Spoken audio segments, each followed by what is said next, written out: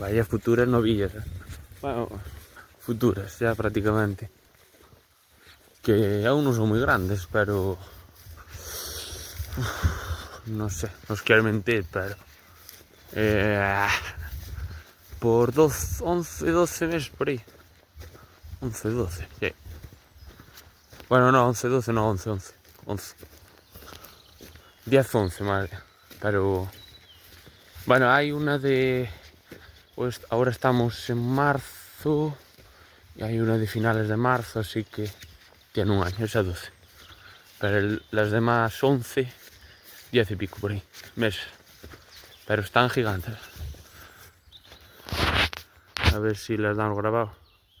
Siempre las grabo cuando están casi acabaron de pastar.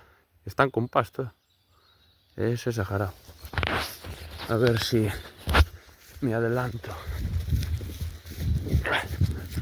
Para que las veáis. Pero van directas. ¿Dónde está? A ver.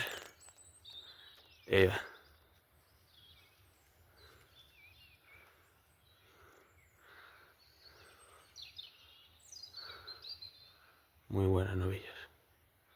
Futuras madres, sí señor. Y aún voy a criar hasta 15.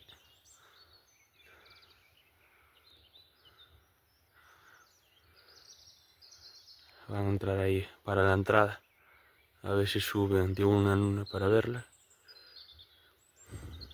Bueno. Exageradamente grande. Bueno, están bien cuidadas. Que tienen más comida que muchos lotes de vacas por ahí. Pero bueno, esto lo hay que cortar y voy a traer aquí un lote. Que hay que pasar el escarificador en zonas donde quedóse algo de silo por ahí. Y cerrarlo para un lote y estas les hay que buscar una finca más pequeña y acortársela, pero les tenía aquí porque de momento no y hacía frío, no había muchísimo pasto.